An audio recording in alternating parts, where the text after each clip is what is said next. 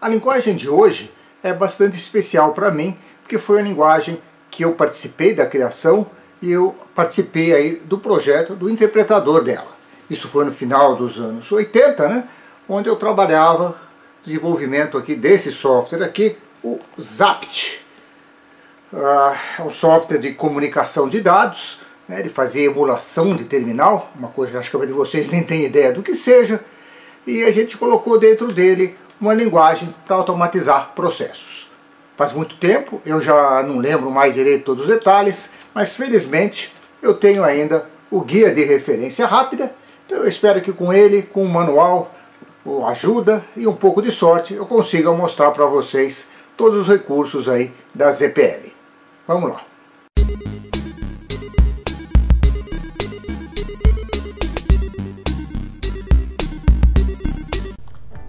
Bem, estamos aqui dentro do DOSBox. Vamos rodar aqui o Zapt. Eu vou chamar o Zapt com a configuração aqui que eu fiz, que eu chamei de Demo ZPL, onde a única coisa essa configuração aqui tem é escolher essas cores horrorosas que vocês vão ver aí na telas. É mais para distinguir o que é cada uma da tela. O programa Zapt é um programa de comunicação, e aqui no caso eu não estou ligado em nada, então deixa eu fazer só um pequeno trambique. Liga, comunicação incondicional, para ele conectar, apesar de não ter sinais de modem, nada aqui. E depois eu vou ligar o eco da transmissão no vídeo. Então aí o que eu estiver digitando vai aparecer ali, certo? Então, olá, ele aparece ali. Tem que saber, é claro, os comandos corretos aí do vídeo, mas está aí, está fazendo isso. O que interessa para a gente é a parte de programação. Então, para entrar na programação, Alt P, observe que ele tem aí essas caixinhas misteriosas aí em cima, elas estão representando as teclas de função. Lá no começo da vida do PC, as teclas de função ficavam ali no lado esquerdo do teclado, né, sendo duas fileiras, tinha só 10 teclas, né? Hoje em dia que a gente tem 12 teclas lá no alto do teclado. Aqui eu posso inclusive mudar o tamanho da minha área de programação, definir a função que é executada na hora que carrega a configuração, tem alguns recursos a mais. O que interessa mais para a gente é entrar na parte de edição do programa, o Alt E, e aqui, deixa eu apertar o F1, dá para a gente ver aqui que esse cara tem um monte de comandos aí de edição. Esses comandos, se vocês olharem, seguem a lógica do WordStar, que era um editor muito tradicional ali no tempo do CP/M e no começo da vida do DOS. Então tá aí essas tranqueiradas todas. A atividade principal da ZPL é você simular a digitação de teclas. Então, por esse motivo, a coisa básica dele, do programa, é simular a digitação. Então, deixa eu até fazer uma coisa, eu posso fazer até isso automático. Eu tenho aqui a autoprogramação. Então, eu escolho uma tecla, vamos pegar a tecla aqui, F2, e aí o que eu estiver digitando aqui, né? Então, por exemplo, alô, YouTube, Enter, Ctrl J. Deixa eu voltar lá para a programação. Observem ali que no quadradinho correspondente a F2, ele aparece ali um APF2, então ele gerou aí um programa. Se eu entrar aqui no editor, e temos aqui o nosso primeiro programa aqui em ZPL, certo? A primeira função em ZPL, tem o nome APF2, que ele gerou automaticamente, está associado à tecla F2, tem ali um plugin, e aí ele tem o texto. Isso é uma coisa importante aí da ZPL. Você não tem um comando digite. Aquilo que tiver aí sem nada, ele vai digitar. Então, no caso, ele vai digitar esse texto, né? Alô, YouTube, Enter e Ctrl J. Enter é o nome da tecla, né? Então tem algumas teclas que tem nome. Aqui no caso do Ctrl é o chapeuzinho e a letra, né? Então, tá aí o primeiro programa nosso ZPL. Se a gente voltar lá atrás, se eu apertar aqui F2, ele vai fazer isso, certo? Vamos voltar lá e vamos aprender um pouquinho sobre a programação usando o help. Então vamos entrar aqui na linguagem de programação. Primeira coisa que ele tem aqui são as constantes e as variáveis, certo? As constantes numéricas são de 32 bits, Também tem variáveis alfanuméricas. Então, as constâncias alfanuméricas é aquilo que a gente já viu, mais ou menos, uma grande parte, né? Texto entre aspas, a gente viu o símbolo da tecla, né? O símbolo ASCII, a gente viu o chapeuzinho letra, né? Para gerar os controls, e também tem a possibilidade, que ele não apareceu, de ter as coisas em Excel. A gente pode declarar variáveis, certo? Na hora que eu vou declarar a variável, eu digo o tipo dela, se é string ou inteira, o nome da variável. A variável string, eu tenho que dizer qual é o tamanho, qual é o número máximo de caracteres que ela vai poder receber, certo? Tem a possibilidade de eu botar um global. Global é uma variável que, quando eu mudo de configuração, ela continua existindo. Se eu marcar como global, na hora que eu carregar uma outra configuração, ele vai apagar todas as variáveis anteriores. Existem algumas variáveis numéricas pré-definidas, por exemplo, true, false, timer, que é a hora do dia em segundos, e uma série de coisas específicas da comunicação, qual é o status da comunicação, qual é o status da comunicação, se tem portadora, um monte de coisas aí que a gente tem controle aí. Já falamos das variáveis globais, já falamos da declaração, então na parte de variáveis eu acho que eu já peguei aqui tudo, certo? Vocês estão vendo aí que tem um help bem sofisticado aí no Zapt. Isso aí foi uma coisa que eu fiz uma grande parte da lógica, né? Então é o help com hipertexto, né? Com esses links. Naquele tempo isso aí era a grande novidade, era a coisa assim de luxo aí das ajudas aí dos programas. Bem, vamos falar agora nas chamadas funções EPL. A gente já viu uma que foi gerada automaticamente. Então ela tem ali a function, um nome, pode ter uma tecla, pode ter um comentário, begin, as instruções e o endb. As EPL permite a gente ter expressões, né? Ele tem expressões numéricas e alfanuméricas.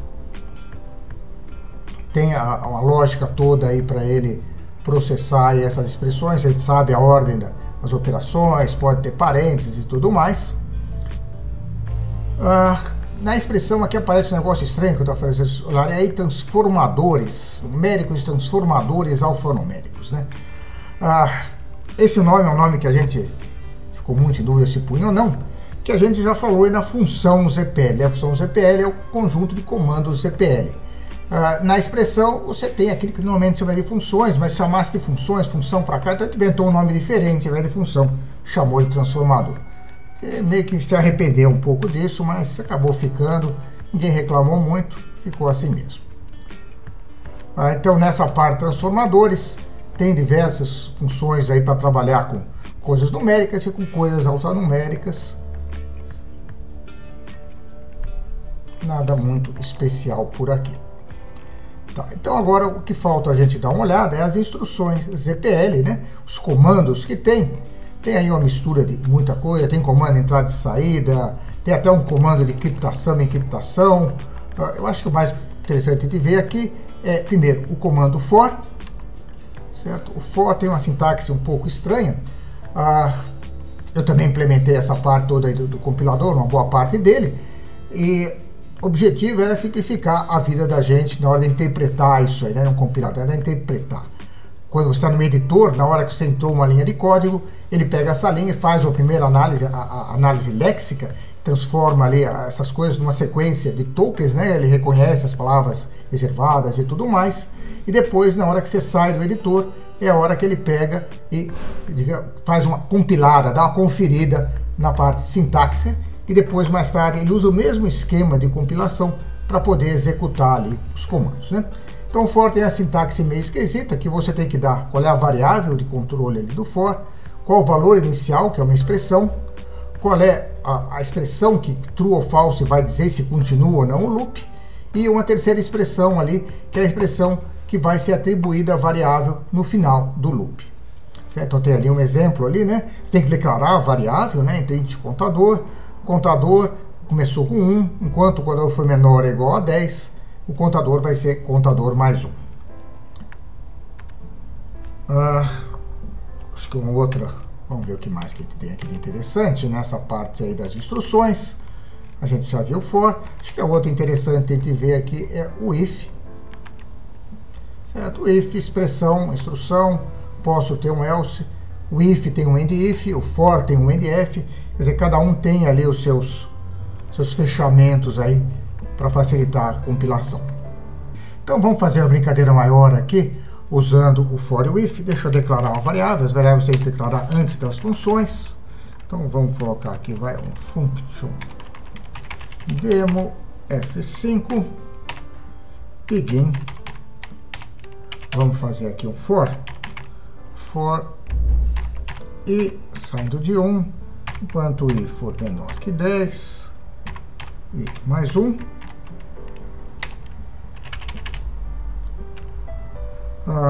Aí vamos botar aqui um if, se o i for igual a 5, eu vou gerar aqui o texto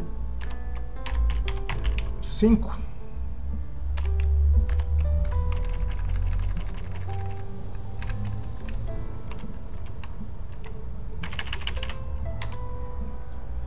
Se não, eu vou gerar aqui o string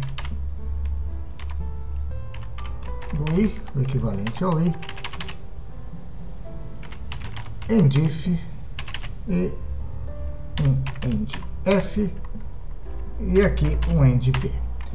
Vamos ver se eu fiz tudo certo. Na hora que eu apertar escape, ele compilou, deu tudo certo, não foi dessa vez que eu errei.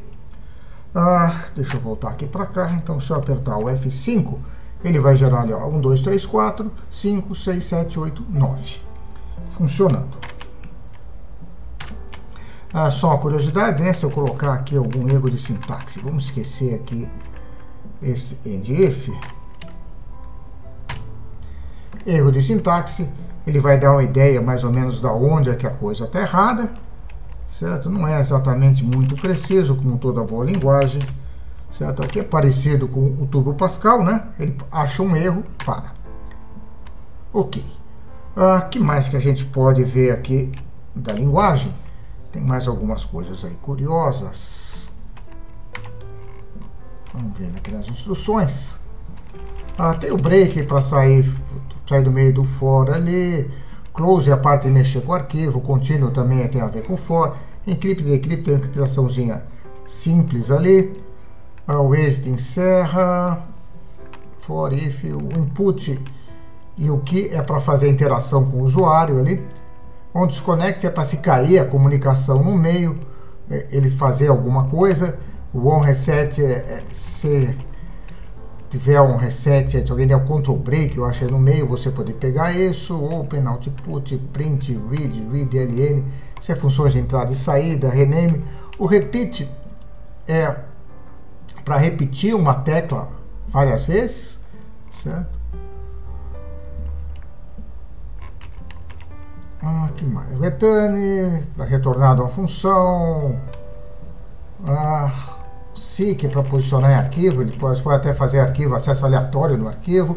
Tá, outra coisa interessante aqui é o set, né? O set é que, do jeito que a sintaxe foi feita, né, privilegiando a digitação, você não pode botar um i igual a i mais 1, então você tem que usar um set para fazer aí a atribuição. Tem algumas coisas especiais aí no meio, mas o mais interessante aí é você fazer o set i, vírgula, i mais 1.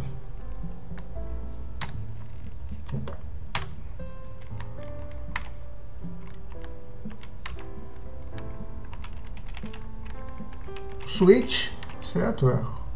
Switch case, né, para escolher uma opção dentre muitas, certo? Ele só funciona com alfanumérico, ele não tem o switch para inteiro. E o wait é uma coisa interessante, porque o wait, como o Zapt é feito para comunicação, né, tem horas que você vai digitar uma coisa e vai querer esperar a resposta do sistema remoto. Então o wait é justamente para isso, para esperar o texto. Eu não estou em comunicação, então aqui não dá para mostrar. Então, é mais ou menos isso aí o que a gente tem aí na linguagem CPL, né? É uma linguagem até que relativamente poderosa. Os programinhas que eu fiz aqui foi de brincadeira, mas a gente chegou a fazer algumas automações bem sofisticadas aí de acessos remotos, né? Na época tinha, no caso, o videotexto, onde você podia acessar o Bradesco e pegar o extrato. Então ele fez uma coisa toda automática que pegava, acessava lá, pegava o extrato da tela, extraía informações ali daquele extrato que veio, da dado da tela, gravava isso no arquivo CSV para você usar depois como planilha, né? Então dá para fazer coisas muito sofisticadas, automatizando aí todo o procedimento de comunicação, como se estivesse simulando uma pessoa olhando a tela do micro e digitando, ok? Então tá aí a CPL, espero que vocês tenham gostado, e se você tem alguma sugestão aí de alguma outra linguagem interessante para eu falar, coloca aí nos comentários. Por hoje é isso.